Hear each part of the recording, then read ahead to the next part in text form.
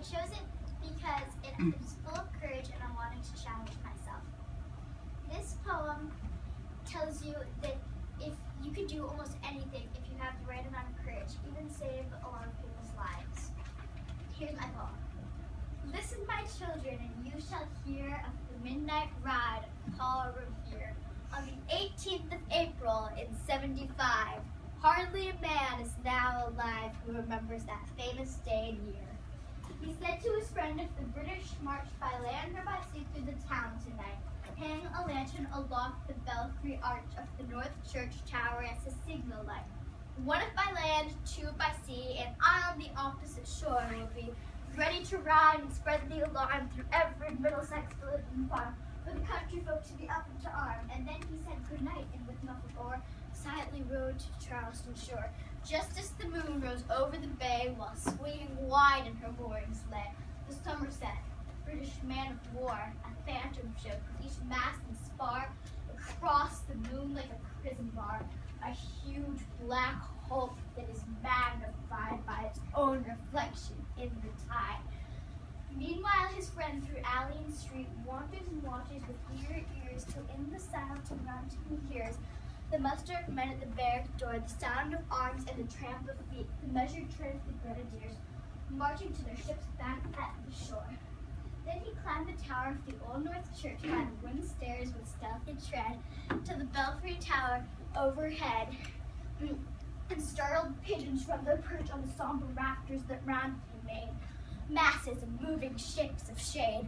Then he climbed the trembling ladder, steep and tall, to the highest window in the wall, where he paused and listened, and looked down a moment over the roofs of the town and the moonlight flowing over all.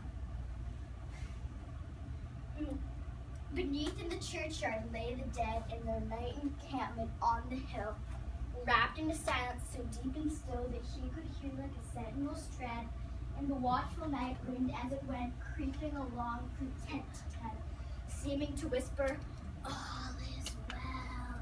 A moment only he feels the spell of the place and hour, a secret dread of the lonely belfry and the dead. For all of a sudden his thoughts are bent on a shadowy something far away, where the river widens to meet the bay, a line of black that bends and floats on the rising tide like a bridge of boats. Meanwhile, impatient to mount and ride, booted and spurred with heavy stride, on the opposite shore walked Paul Revere. Now he pats his horse on the side, now he gazes at the landscape far and near, then impetuous struck the earth, turned to tighten his saddle girth, but mostly watched with eager search the belfry tower of the Old North Church, as it rose over the graves on the hill, lonely and spectral, somber and still. And lo, as he looks at the belfry's height, a glimmer and then a gleam of light. He springs to his saddle, the bridle he turns, but he lingers and gazes till full on his sight a second lamp in the belfry burns. The hurry of hoofs through a village street, a shape in the moonlight, a bulk in the dark, and beneath through the pebbles, and passing a spark, struck out by a steed flying fearless and fleet. That's all. And yet, through the gloom and the light, the fate of the nation was running that night.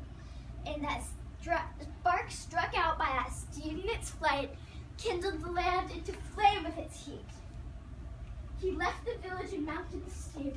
Beneath him, broad and tranquil and deep, is the mystic, meeting the ocean tides. Under the alders that skirted its edge, now soft on the sand, now loud on the ledge, is heard the sound of the tramp of his steed as he rides. It is 12 by the village clock. When he crosses the bridge into Medford town, he hears the crowing of the cock and the barking of the farmer's dog, and feels the damp of the river fog that rises after the sun goes down. It was 1 by the village clock when he galloped into Lexington. He saw the gilded weathercock swim in the moonlight as he passed, In the meeting house windows, blank and bare, staring at him with spectral glare, as if they already stood aghast at the bloody work they would look upon. It was 2 by the village clock when he came to the bridge in Concord town. He heard the bleating of the clock and the twitter of the birds among trees, and felt the breath of the morning breeze blowing over the meadows brown. One was safe asleep in his bed, who at the bridge would be first to fall, who that day would be lying dead, pierced by a British musket ball. You know the rest from the books you have read, how the British regulars fired and fled, how the farmers gave them ball for ball from behind each fence and farmyard wall, chasing the redcoats down the lane and across the fields to emerge again, under the trees at the turn of the road, only pausing to fire and load. And so through the night rode Paul Revere, and so through the night went his cry of alarm to every Middlesex village and farm, a cry of defiance and not of fear, a voice in the darkness, a knock at the door, a word that shall echo forevermore. For born on the night wind of the past, through all our history to the last, in the hour of darkness, in peril and heat, people will waken and hear the hurrying hoofbeats of that steed and the midnight message of Paul Revere.